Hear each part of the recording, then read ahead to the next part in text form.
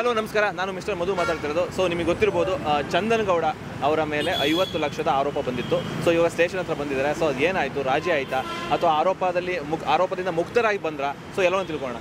ನಮಸ್ತೆ ಸರ್, ನಿಮ್ಮ ಪರ ವಕೀಲರನ್ನು ಫಸ್ಟ್ ಮಾತಾಡ್ತಿರ್ತೀನಿ ಸರ್. ಇವಾಗ ಅವ್ರ ಮೇಲೆ ಒಂದು ಆರೋಪ ಬಂದಿತ್ತು. ಆರೋಪದಲ್ಲಿ ಇವಾಗ ಏನೆಲ್ಲ ಆಯಿತು, ಅವ್ರನ್ನ ನಾವು ಮಾತಾಡ್ಸೋಕೆ ಅವರೇನು ಹೇಳಿದ್ರು ಅಂದರೆ, ನಾನು ಜಸ್ಟ್ ಒಂದು ವಿಜುವಲ್ ಬ್ಲೋವರ್ ಆಗಿ ನಾನು ಆರೋಪ ಮಾಡಿದ್ದೆ. ಅಂದರೆ ನಾನು ಹೇಳ್ತಾ ಇದ್ದೀನಿ, ಅವರು ತೊಗೊಂಡಿದ್ದಾರೆ ಅಂತ ನಾನು ಹೇಳಿಲ್ಲ. 50 ಲಕ್ಷ ಎಲ್ಲಿಂದ ಬಂತು ಬಟ್ಟೆ ಅಂಗಡಿಗೆ ನಾನು ಸೊ ಜಸ್ಟ್ ಒಂದು ಕ್ವಶನ್ ರೈಸ್ ಮಾಡಿದ್ದೀನಿ ಅಂತ ಹೇಳಿದ್ರು. ಸೊ ಏನಾಯಿತು? ಈಗ ಅವರು ಕ್ವಶನ್ ರೈಸ್ ಮಾಡಬೇಕಾದ್ರೆ ಅದಕ್ಕಿಂತ ಮೊದಲೇ ಅವರು ಒಂದು ಆಪಾದನೆ ಮಾಡಿದರು ಚಂದನ್ ಬಗ್ಗೆ. ಏನಂತಂದರೆ, ಚಂದನ್ ಅವ್ರಿಗೆ ಎಲ್ಲೋ ಫಂಡಿಂಗ್ ಆಗ್ತಾ ಇದೆ ಧರ್ಮಸ್ಥಳದ ವಿರುದ್ಧ ಮಾತಾಡಲಿಕ್ಕೆ ಅನ್ನುವ ವಿಷಯ ಇಟ್ಕೊಂಡು ಮಾತಾಡಿ ತದನಂತರ 50 ಲಕ್ಷದ ಬಗ್ಗೆ ಮಾತಾಡಿದರು. ನಾವಿಲ್ಲಿ ಅವ್ರಿಗೆ ಅವಕಾಶ ಕೊಟ್ಟಿದ್ರು. ಚಂದನ್ 2 ದಿವಸ ಬರಲಿಲ್ಲ. 4ನೇ ದಿವಸಕ್ಕೆ 5ನೇ ದಿವಸಕ್ಕೆ ನಾವು ಬಂದು ಕಂಪ್ಲೇಂಟ್ ಕೊಟ್ಟಿದ್ವಿ. ಕಂಪ್ಲೇಂಟ್ ಮೇಲೆ ಈಗ ಅವರು ಕರೆದು ಮಾತಾಡಿದ್ದಾರೆ. ಕರೆದು ಮಾತಾಡಿದ್ಮೇಲೆ ಮೊದಲನೇದಾಗಿ ಸಾರಿ ಕೇಳಿದ್ದಾರೆ. ನಂಬರ್ 1, ನಾನು ಏನು ಬೈದಿದ್ದೀನಿ, ಏನು ಮಾತಾಡಿದ್ದೀನಿ ನಿಮ್ಮ ವಿರುದ್ಧ, ಅದಕ್ಕೆ ಸಾರಿ ಕೇಳಿದ್ದಾರೆ. ನಂಬರ್ 2, ನಾನು ಯಾವತ್ತೂ 50 ಲಕ್ಷ ತಗೊಂಡಿದ್ದಾರೆ ಚಂದನ್ ಅಂತ ಹೇಳಿಲ್ಲ ಅಂತ ಹೇಳಿದ್ದಾರೆ. ಸೊ ಮುಗೀತಲ್ಲಿಗೆ. ಇನ್ನೊಂದೇನಪ್ಪ ಅಂದರೆ, ಅವರು ಇದನ್ನು ಕ್ವಶನ್ ಮಾಡಿರೋದು ಏನಂತಂದರೆ, ವಿಜುವಲ್ಸ್ ನೋಡಿದ್ರಂತ. ಅವರು ಕಮೆಂಟ್ ಸೆಕ್ಷನಲ್ಲಿ ನೋಡಿದ್ರಲ್ಲ, ಅದು ನೋಡಿ ಅವ್ರು ಹೇಳಿರೋದಂತೆ ಅವರು ಹೇಳಿದ್ದಾರೆ. ಇಲ್ಲಿ ಯಾವುದೇ ದಾಖಲಾತಿಗಳನ್ನು ಪೊಲೀಸ್ ಸ್ಟೇಷನ್ಗೆ ಕೊಟ್ಟಿಲ್ಲ. ಅವ್ರಿಗೆ ಅವಕಾಶ ಇತ್ತಲ್ವಾ ತಂದು ಕೊಡೋಕ್ಕೆ.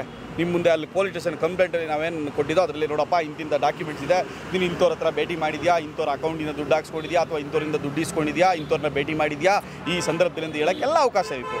ಅದರಥ ನಾವು ಕೊಟ್ಟರೆ ಕಂಪ್ಲೇಂಟ್ಗೆ ಯಾವ ಉತ್ತರವನ್ನು ಅವ್ರು ಕೊಟ್ಟಿಲ್ಲ.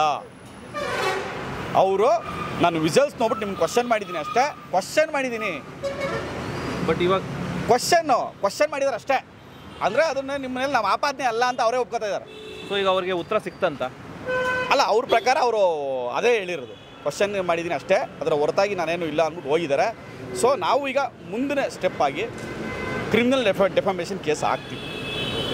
ಸೊ ಬಟ್ ಅವ್ರು ಹೇಳ್ತಾ ಇದ್ದಾರೆ, ನಾವು ಇಲ್ಲಿಗೆ ಇದನ್ನು ಕ್ಲೋಸ್ ಮಾಡ್ತಾ ಇದ್ದೀವಿ, ಮುಂದೆ ನಾವು ಹೋಗೋ ಅವಶ್ಯಕತೆ ಇಲ್ಲ ಅಂತ ಹೇಳ್ತಾರೆ. ಅದು ಅವ್ರ ಪ್ರಕಾರ ಕ್ಲೋಸ್ ಆಗಿದೆ, ನಮ್ಮ ಪ್ರಕಾರ ಮುಂದುವರಿತೀವಿ. ಸೊ ಯಾವ ರೀತಿ ಮುಂದುವರಿತೀವಿ? ಕ್ರಿಮಿನಲ್ ಡೆಫಾಮೇಷನ್ ಸಿವಿಲ್ ಕೋರ್ಟಲ್ಲಿ ಹಾಕ್ತೀವಿ. ಡೆಫಿನೆಟ್ಲಿ ನಾವು ಚಾಲೆಂಜ್ ಮಾಡಿ ಅವ್ರ ವಿರುದ್ಧ ಇದಕ್ಕೊಂದು ತಾರ್ಕಿಕ ಅಂತ್ಯ ಹಾಕಬೇಕು. ಯಾಕೆಂದರೆ ಇದು ಪಾಠ ಆಗಲಿಲ್ಲ ಅಂತಂದರೆ ನಾಳೆ ಯಾರೋ ಮೇಲೆ ಕಲ್ಲೆಸೋ ಕೆಲಸ ಆಗ್ತಾ ಇರ್ತದೆ. ಸುಮ್ಮನೆ ಕಲ್ತುರ್ತಾರಲ್ಲ, ಆ ಕೆಲಸ ಆಗಬಾರ್ದು. ಬಟ್ ಇದನ್ನು ಅವರೇ ಮಾಡಿರೋದು ಅಥವಾ ಯಾರಾದರೂ ಮಾಡಿಸಿದ್ರೆ ಅಂತ ಅಲ್ಲ, ಅದ್ರ ಹಿಂದೆ ಒಂದು ಕ್ರಿಮಿನಲ್ ಬ್ರೈನ್ ಇದೆ, ಕ್ರಿಮಿನಲ್ ಬ್ರೈನ್ಗಳಿದ್ದಾವೆ. ಅದ್ರಲ್ಲಿ 100% ಈ ರಾಜ್ಯದಲ್ಲಿ ಗೊತ್ತಿರ್ತಕ್ಕಂಥ ಕ್ರಿಮಿನಲ್ ಬ್ರೈನ್ಗಳಿದ್ದಾವೆ. ಆ ಬ್ರೈನ್ಗಳು ಕೂಡ ಹೊರಗಡೆ ಬರಬೇಕು. ಅದು ಬರುವಂಥ ಕೆಲಸ ಆಗುತ್ತೆ. ಅವ್ರೇನೋ ಹೇಳ್ತಾರಲ್ಲ, ಈ ಥರದ್ದು ಒಂದು SIT ಫಾರ್ಮ್ ಮಾಡಿ ಆ ಧರ್ಮಸ್ಥಳ ಪರ ಮಾತಾಡೋರು, ಧರ್ಮಸ್ಥಳ ವಿರುದ್ಧ ಮಾತಾಡೋರು ಇಬ್ಬರನ್ನು ಸೇರಿಸಿ ತನಿಖೆಗೆ ಹಾಕಿ SIT ಮಾಡಿ ಒಂದು ತನಿಖೆ ಮಾಡಿದ್ರೆ ಯಾರ್ಯಾರಿಗೆ ದುಡ್ಡು ಬಂದಿದೆ ಗೊತ್ತಾಗಲಿ. ಅವ್ರು ಹೇಳ್ತಾರಲ್ಲ, ಡಿಮ್ಯಾಂಡ್ ಏನು ಬಂದಿದೆ, ಅಮೇರಿಕಾದಿಂದ ಬಂದಿದೆ, ಇಂಗ್ಲೆಂಡಿಂದ ಬಂದಿದೆ, ಅದೆಲ್ಲ ಕೇರಳದಿಂದ ಬಂದಿದೆ, ಇದೆಲ್ಲ ತಮಿಳ್ನಾಡಿಂದ. ಆಯಿತು, ತಮಿಳ್ನಾಡಿಂದ ಬಂದವರು ಕಂಪ್ಲೇಂಟ್ ಕೊಟ್ಟವ್ರೆ ಇವ್ರ ವಿರುದ್ಧ, ಇವ್ರು ಆಪಾದನೆ ಮಾಡಿದವರು. ಈಗ ನಾವು ಹೇಳ್ತೇವೆ, ಇಬ್ಬರನ್ನು ಸೇರಿಸಿ ಒಂದು SIT ಫಾರ್ಮ್ ಮಾಡಿಬಿಟ್ಟು NIಗಿಂತನೂ ದೊಡ್ಡದು ಯಾವ್ದಾರ ಇದ್ದರೆ ಒಂದು ಮಾಡಿಸ್ಬಿಡಿ ಫಾರ್ಮೇಷನ್. ಅದ್ರ ಬಗ್ಗೆ ಕೆಲವು ಮೇನ್ ಸ್ಟ್ರೀಮ್ ಮೀಡಿಯಾಗಳು, ಎಸ್ಪೆಷಲಿ ಮೇನ್ ಸ್ಟ್ರೀಮ್ ಮೀಡಿಯಾಗಳು ಬಹಳ ಹುಡುಕ್ತಾವೆ. ಬೇರೆ ದೇಶದಿಂದ ಎಲ್ಲ ದುಡ್ಡು ಬಂದಿದೆ ಇವ್ರ ಅಕೌಂಟಿಗೆ ಅಂತ ಭಾರಿ ಹುಡುಕ್ತಾವ್ರೆ. ನಿಮಗೆ ಕಾನ್ಫಿಡೆಂಟ್ ಇದೆಯಾ ಈ ಥರ ಏನೂ ಆಗಿಲ್ಲ ಅಂತ? ಅಂದರೆ ಈಗ ಎಲ್ಲ ಆರೋಪಗಳು ಅವರೊಬ್ಬರೇ ಅಂತಲ್ಲ, ಎಲ್ಲ ಜನಗಳು ಕೇಳೋದೇನಪ್ಪ ಅಂದರೆ, ಇವರೆಲ್ಲ ಆರೋಪ ಮಾಡ್ತಾವ್ರೆ ನಮ್ಮ ಧರ್ಮಕ್ಷೇತ್ರ ಪುಣ್ಯಕ್ಷೇತ್ರದ ಮೇಲೆ ಕೆಲವೊಂದಿಷ್ಟು ಅಂದರೆ ಈ ಥರ ಎಲ್ಲ ಆಗಿದೆ ಅಂತ ಆರೋಪ ಮಾಡ್ತಾವ್ರೆ. ಇವ್ರಿಗೆ ಯಾರೋ ಒಬ್ರು ಪ್ರೇರಣೆ ಮಾಡ್ತಾರೆ. ಆಯಿತು ಸರ್, ನಿಮ್ಮ ಪ್ರಶ್ನೆ ಕೇಳೋಣ. ಸೌಜನ್ಯ ಅನ್ನೋ ಒಂದು ಹೆಣ್ಣು ಮಗು ಕಿಡ್ನ್ಯಾಪ್ ಆಗಿ, ರೇಪ್ ಆಗಿ, ಮರ್ಡರ್ ಆಗ್ತಾರೆ ಅಂತ ಫಾರಿನವ್ರಿಗೆ ಗೊತ್ತಿತ್ತಾ ಸರ್? ಅದು ದೇವಸ್ಥಾನದಿಂದ 400 ಮೀಟ್ರ್ ದೂರದಲ್ಲಿರ್ತಕ್ಕಂಥ ನಾರಾಯಣ ಮತ್ತು ಯಮುನಾ ಅಂತ ಒಬ್ಬರು ಸಾಯ್ತಾರೆ ಅಂತ ಫಾರಿನವ್ರಿಗೆ ಗೊತ್ತಿತ್ತಾ? ಹಿಂಗೆ ಸಾಯ್ತಾರೆ, ನಾವು ದುಡ್ಡು ಕೊಡ್ತೀವಿ ಅಂತ. ಯಾರು ಸರ್ ಸಾಯಿಸಿದವ್ರನ್ನ? ಯಾರು ಸಾಯಿಸಿದ್ದು? ಆರೋಪಿಗಳು ಸಿಗಲ್ಲ ಅಂದ್ರೆ ಏನು ಅರ್ಥ? ಬಟ್ ಇಲ್ಲಿ ದೇಶದಲ್ಲಿದ್ದೀವಿ ನಾವು. ಟೆಕ್ನಾಲಜಿ ಇಲ್ವ ಇವತ್ತು? ಏನು ಯಾವುದೋ 80ನೇ ಇಸ್ವಿಲಿ ಆಗಿದ್ದು, ಅದು 2012ರಲ್ಲಿ ಆಗಿರೋ ಮರ್ಡರ್ಗಳು. ರಾತ್ರಿ ಹೋಗಿ ಕಲ್ಲೆತ್ತಾಗಿ ಸಾಯಿಸ್ತಾರೆ ಅಂತಂದರೆ ಏನು ಅರ್ಥ? ಅಂಥ ಧರ್ಮಕ್ಷೇತ್ರದಲ್ಲಿ, ಧರ್ಮ ಅಂತ ಹೇಳೋವಂಥ ಕ್ಷೇತ್ರದಲ್ಲಿ ಮರ್ಡರ್ ಆಗಿದೆ, ರೇಪ್ ಆಗಿದೆ, ಅಂಥವ್ರು ಆರೋಪಿಗಳು ಸಿಗಲ್ಲ ಅಂದರೆ ಸೇಮ್ ಆನ್ ದಿ ಡಿಪಾರ್ಟ್ಮೆಂಟ್. ನಾವು ಸಮಾಜ ತಲೆ ತೆಗಿಸ್ಬೇಕು. ನಿರ್ಭಯ ಅಂತ ಒಂದು ಹೆಣ್ಮಗಳಿಗೆ ರೇಪ್ ಆದರೆ ಡೆಲ್ಲಿನಲ್ಲಿ ಇಡೀ ದೇಶದಲ್ಲಿ ಸ್ಟ್ರೈಕ್ ಆಯಿತು. ಇಡೀ ದೇಶದಲ್ಲಿ ಸರ್, ಇಡೀ ದೇಶದಲ್ಲಿ ಸ್ಟ್ರೈಕ್ ಮಾಡಿದ್ರು. ಯಾಕೆ ಮಾಡಿದ್ರಿ? ಆ ಹುಡುಗಿನ ಒಂದು ಬಸ್ ಸ್ಟ್ಯಾಂಡಲ್ಲಿ ಬಸ್ ಕಾಯ್ತಾ ಇದ್ದ ಒಂದು ಹೆಣ್ಮಗುನ ಕಿಡ್ನ್ಯಾಪ್ ಮಾಡಿ ಬಸ್ ಟೆಂಪೋ ಟ್ರಾವೆಲರ್ಗೆ ಹಾಕ್ಕೊಂಡು ಅವಳನ್ನ ರೇಪ್ ಮಾಡಿ ಅವಳ ಪ್ರೈವೇಟ್ ಪಾರ್ಟಿಗೆ ಏನೋ ಮಾಡಿದರು. ಆ ಕಾರಣಕ್ಕೋಸ್ಕರ ದೊಡ್ಡ ಮಟ್ಟದ ಚರ್ಚೆ ಆಯಿತು, ದೊಡ್ಡ ಮಟ್ಟದ ಹೋರಾಟ ಆಯಿತು. ಆ ಕಾರಣಕ್ಕೋಸ್ಕರ ಪೋಸ್ಕೋ ಅಂತ ಒಂದು ಕಾಯ್ದೆ ಬಂತು. ಅಲ್ಲಿ ಮಾತ್ರ ನಿಮಗೆ ಹೆಣ್ಮಗಳು ರೇಪ್ ಆದರೆ, ಇಲ್ಲಿ ಮಗಳು ರೇಪ್ ಆದರೆ ಕೇಳಬಾರ್ದಾ? ಅದು ಕೇಳಿದ್ರೆ ಫಾರಿನ್ ಫಂಡು, ಕೇರಳ ಫೈಲ್ಸು, ಆಮೇಲೆ ತಮಿಳ್ನಾಡಿಂದ ಬಂದವನೆ, ಅದೆಲ್ಲ ಬುರ್ಡೇನ ಏನೋ ಅದ್ಯಾವುದೋ ಅಂಗಡಿ ಅಂತಂದವನೆ. ರೇ ಸ್ವಾಮಿ, ಫಾರಿನ್ ಫಂಡ್ ಬಂದದೆ ಅಂತಂದರೆ ಈ ಸೌಜನ್ಯ ಪ್ರಕರಣ ಯಾಕಾಯ್ತು ಹೇಳಿ? ಅವ್ರೇನು ಹೇಳ್ಕೊಟ್ಟಿದ್ರ ಫಾರಿನ್ದವ್ರು ಬಂದಿಲ್ಲ ಈ ಸೌಜನ್ಯ ರೇಪ್ ಮಾಡಿ ಮರ್ಡರ್ ಮಾಡಿ ಅಂತ? ಅಲ್ಲ, ಬಟ್ ಇವರಿಗೆ ಸೌಜನ್ಯ ಪರ ನ್ಯಾಯ ಬೇಕಾಗಿಲ್ಲ, ಇವರ ಉದ್ದೇಶನೇ ಬೇರೆ, ನಮ್ಮ ಕ್ಷೇತ್ರನ ಹಾಳು ಮಾಡೋದು ಇವ್ರ ಉದ್ದೇಶ ಅನ್ನೋ ಒಂದು ಪ್ರಶ್ನೆ. ಉದ್ದೇಶ ನಮ್ದು ಯಾಕಾಗಿದ್ರೆ ಕೋರ್ಟ್ ಹಾಕ್ರಿ ಹಂಗೆ ಆದೇಶ ಕೊಡ್ತಿತ್ತು. ಆಯ್ತು, ನಮ್ದು ಉದ್ದೇಶ ಅದೇ ಅಂತಲೇ ಇಟ್ಕೊಬೇಡಿ ಇವ್ರದ. ಈಗ ಒಂದು ಆರ್ಗ್ಯುಮೆಂಟ್ ಪರ್ಪಸ್ಗೋಸ್ಕರ ಕೋರ್ಟ್ ಹಾಕ್ರಿ ಹೆಂಗೆ ಆದೇಶ ಮಾಡ್ತು? ಜಡ್ಜ್ಗಳು ಕೊಟ್ಟಿದ್ರೆ ಇವರು. ಸಂತೋಷ್ ರಾವ್ ಆರೋಪಿ ಅಂತ ಯಾವತ್ತಾಯ್ತೋ ಅವತ್ತಿಂದನೂ ಕೂಡ ಡೇ ಒನ್ನಿಂದ ಸೌಜನ್ಯ ಮನೆ ಕುಟುಂಬದವರು ಅವ್ರು ಆರೋಪಿ ಅಲ್ಲ ಅಂತ ಹೇಳ್ತಾರೆ. ಅವರು ಯಾವ ಕಾರಣಕ್ಕೋಸ್ಕರ ಲೋಕಲ್ ಪೊಲೀಸ್ ಸ್ಟೇಷನಿಂದ CODಗೆ ಹೋಯ್ತು, CODಯಿಂದ CBIಗೆ ಹೋಯ್ತು? ನೀವು ಸರಿಯಾದ ತನಿಖೆ ಮಾಡ್ತಾ ಇಲ್ಲ ಅನ್ನೋ ಕಾರಣಕ್ಕೋಸ್ಕರ ಡಿಮ್ಯಾಂಡ್ ಇದ್ದದ್ದು. ಮತ್ತೆ ಅದೇ ಆಗಿತ್ತಲ್ಲ, ಮತ್ತು ನೀವೇನು ಸಂದೇಶವನ್ನು ಕೊಟ್ರಿ? ಮತ್ತು ತನಿಖೆಯಿಂದ ಏನು ಬಂತು? CBI ಯಾಕೆ ನೀವು ಅವರನ್ನು ಆರೋಪಿ ಇಲ್ಲ ಅಂತ ಬಂತು? ಸಂತೋಷ್ ರಾವ್ ಆರೋಪಿ ಅಲ್ಲ ಅನ್ನೋದಕ್ಕೆ ಬೇಕಾದಷ್ಟು ಸಾಕ್ಷಿಗಳಿವೆ. ನೀವು ಅಲ್ಲೇನು ಬೇಡ. ಒಬ್ಬ ಡಾಕ್ಟ್ರ್ ಹೇಳ್ತಾನೆ 6 ಗಂಟೆ ಮೇಲೆ ಊಟ ಮಾಡೋಳೆ ಅಂತಾರೆ. ಅವಳು 4 ಗಂಟೆ ಕಿಡ್ನಾಪು, 4 ಗಂಟೆ ಕಿಡ್ನಾಪು, 6 ಗಂಟೆ ಮೇಲೆ ಊಟ ಮಾಡ್ತಾನೆ ಅಂತಾರೆ. ಅಂದರೆ ಸಂತೋಷ್ ರಾವ್ ಅವಳನ್ನ ಎಲ್ಲಿ ಇಟ್ಬಿಟ್ಟು ಹೋಗಿ ಊಟ ತಂದು ಕೊಟ್ಟ? ಅವಳಿಗೆ ಎಲ್ಲಿ ಇಟ್ಬಿಟ್ಟು ಹೋಗಿ ತಂದು ಕೊಟ್ರಿ? ಬರ್ದವ್ರಿ ಜಡ್ಜ್ಮೆಂಟಲ್ಲಿ 6 ಗಂಟೆಗೆ ಊಟ ಮಾಡೋಳೆ ಅಂತ. 4 ಗಂಟೆ ಕಿಡ್ನಾಪು, 4:15 ಕಿಡ್ನಾಪು. ಹಂಗಂದ್ರೆ ಅವಳು ಎಲ್ಲಿ ಇಟ್ಬಿಟ್ಟು ಹೋಗಿ ಊಟ ಎಲ್ಲಿಂದ ತಗೊಂಡು ಕೊಟ್ಟ ಅವನು? ಅಂದರೆ ನೀವು ಹೇಳೋ ಪ್ರಕಾರ ಇನ್ವೆಸ್ಟಿಗೇಷನ್ ಮಾಡುವಾಗ ತುಂಬ ಲೋಪಗಳಿದೆ. ಇನ್ವೆಸ್ಟಿಗೇಷನ್ ಮಾಡಿರೋ ಅಯೋಗ್ಯರಿಂದನೇ ಇದು ಹಿಂಗಾಗಿರೋದು. ಅವ್ರು ಇನ್ವೆಸ್ಟಿಗೇಷನ್ ಕರೆಕ್ಟ್ ಮಾಡಿದರೆ ಈ ಹೋರಾಟ ಇವೆಲ್ಲ ಏನೂ ಆಯ್ತಿರಲಿಲ್ಲ.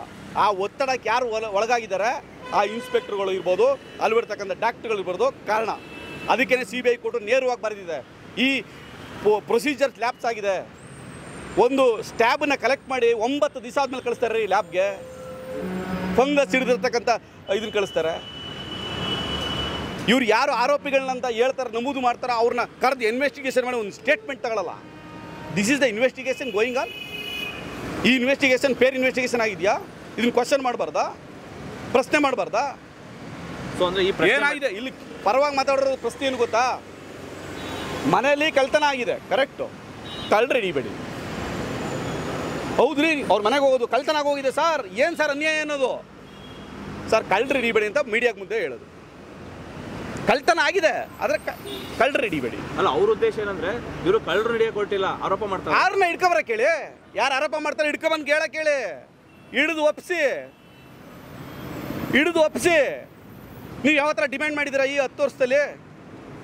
ಎಲ್ಲಿ ಡಿಮ್ಯಾಂಡ್ ಮಾಡಿದಿರಿ ಹೇಳಿ? ಒಂದು ಅಕ್ಯೂಟಲ್ ಕಮಿಟಿ 2023 ಆಗಿದ್ದು ಜಡ್ಜ್ಮೆಂಟು 3 ಇಯರ್ಸ್ ಆಗ್ತಾ ಇದೆ. ಯಾಕೆ ನೀವು ಅಕ್ಯೂಟಲ್ ಕಮಿಟಿ ಮಾಡಿಲ್ಲ? ಫಾರ್ಮೇಷನ್ ಮಾಡಿ. ಇವಾಗ SIT ತನಿಖೆ ಆಗ್ತಿದೆಯಾ? ತಾಳ್ಮೆಯಿಂದ ಇರಿ ಅಂತ ಹೇಳ್ತಾರೆ. ತಾಳ್ಮೆ ಅವ್ರು ಇರಬೇಕಾಯ್ತು, ನಾವು ಇದ್ದೀವಿ. ತಾಳ್ಮೆಯಿಂದ ಇರ್ದೇನೆ ಧರ್ಮಸ್ಥಳ ಚಲೋ ಹೋಯ್ತಾರ ಅವರು. ನಾವು ತಾಳ್ಮೆಯಿಂದ ಇದ್ದೀವಿ. ನಾವೆಲ್ಲ ಹೋರಾಟ ಮಾಡ್ತಾ ಇದೀವಾ? ಹೋರಾಟಗಾರರು ಯಾವ್ದಾರು ಹೋರಾಟ ಮಾಡಿದಾರ? ಸುಮ್ಮನೆ ಇದ್ದಾರೆ ತಾನೆ? ಅವ್ರು ಬಾಯಿ ಮುಚ್ಕೊಂಡವ್ರೆ SIT ತನಿಖೆ ಆದಮೇಲೆ. ಆ ಹೋರಾಟ ಮಾಡ್ತಾ ಇರೋರು, ಧರ್ಮಸ್ಥಳ ಚಲೋ ಮಾಡ್ತಾ ಇರೋರು, ಕಾವಂದ್ರಿಗೆ ಜೈಕಾರ ಆಗ್ತಾ ಇರೋರು ಅವರು ಹೇಳಬೇಕು. ಅವರು ಬಾಯಿ ಮುಚ್ಕೊಂಡು SIT ತನಿಖೆ ಮುಗಿಯೋವರೆಗೆ, ರಿಪೋರ್ಟ್ ಬರೋವರೆಗೆ ಕಾಯುವಂಥ ತಾಳ್ಮೆ, ಪೇಷನ್ಸ್ ಇರಬೇಕು. ನಮಗಲ್ಲ, ನಮಗಿದೆ. ನಾವು ಇರೋದಕ್ಕೆ ತಾಳ್ಮೆಯಿಂದ ಇದ್ದೀವಿ. ಸರ್, ಇವಾಗ ಚಂದನ್ ಅವ್ರ ವಿಚಾರಕ್ಕೆ ಬಂದಾಗ ಏನು ಮುಂದಿನ ನಡೆ ಏನಂತ ಇದೆ ಸರ್? ಅವ್ರದ್ರಲ್ಲಿ ಅದರ ಮುಂದುವರಿದ ಭಾಗನೇ ಈ ಹೋರಾಟಗಾರನ ಹತ್ತಿಕ್ಕೋ ಕೆಲಸ. ಧರ್ಮಸ್ಥಳದ ವಿರುದ್ಧವಾಗಿ ಯಾರಾದರೂ ಮಾತಾಡ್ಬಿಟ್ರೆ ಅವ್ರ ಮೇಲೆ ಈ ಥರದ ಆಪಾದನೆ ಇದೆ. ಅದಕ್ಕೊಂದು ನಿದರ್ಶನ ಚಂದನ್ ಉದಾಹರಣೆ. ವಿರುದ್ಧವಾಗಿ ಯಾರು ಅಲ್ಲ, ವಿರುದ್ಧವಾಗಲ್ಲ, ಸತ್ಯ ಹೇಳ್ತಾ ಇದ್ರೆ SIT ಏನು ಮಾಡ್ತಿದೆ, ಇನ್ವೆಸ್ಟಿಗೇಷನ್ ಹೆಂಗೆ ಹೋಗ್ತಾ ಇದೆ, ಅದ್ರಲ್ಲಿ ಏನಾಗಿದೆ. ಈಗ ನಾನು ಹೇಳಿದೆ, ಈಗ ಸಂತೋಷ್ ರಾವ್ದು ಒಂದು ಎಕ್ಸಾಂಪಲ್ ಕೊಟ್ಟೆ. ಅಂದರೆ ಈಗ ಅವ್ರ ವಿರುದ್ಧವಾಗಿ ಕಾಣಿಸ್ತದೆ. ನಾವು ಅವ್ರ ವಿರುದ್ಧವಾಗಿ ಕಾಣಿಸ್ತೀವಿ. ಈ ಸೌಜನ್ಯ ಪ್ರಕರಣದಲ್ಲಿ ಏನು ಪ್ರೊಸೀಜರ್ ಲ್ಯಾಬ್ಸ್ ಆಗಿದೆ ಅದ್ರ ಬಗ್ಗೆ ಮಾತಾಡಿದ್ರೆ ನಾವು ಅವ್ರ ವಿರುದ್ಧ.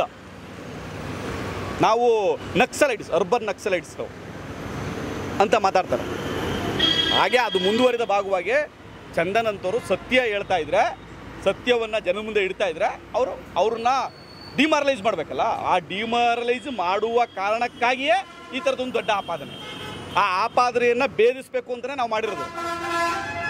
ಇವಾಗ ನಿಮ್ಮ ಫೈನಲ್ ಕನ್ಕ್ಲೂಷನ್ ಅಂದರೆ ಇವರಿಗೆ ಆರೋಪ ಮಾಡಿರೋ ಉದ್ದೇಶನೇ ಬೇರೆ ಅಂದರೆ ಈಗ ನೀವು ಹೇಳಿದ ಕನ್ಕ್ಲೂಷನ್ ಎಸ್ ಈ ಥರ ಮಾಡಿದ್ರೆ ಈಗ ಜನಕ್ಕೆ ಏನಾಯ್ತು ಹೇಳಿ ಅವತ್ತು ಬಂದು ದಿವಸ ಏನಾಯ್ತು ಗೊತ್ತಾ 50 ಲಕ್ಷ ಇಸ್ಕೊಂಡಿದ್ದಾನಂತೆ ಬಟ್ಟೆ ಅಂಗಡಿ ಓಪನ್ ಮಾಡಿ ಜನಕ್ಕೆ ಅದೊಂದು ಮೆಸೇಜ್ ಹೋಗ್ಬಿಡ್ತದೆ.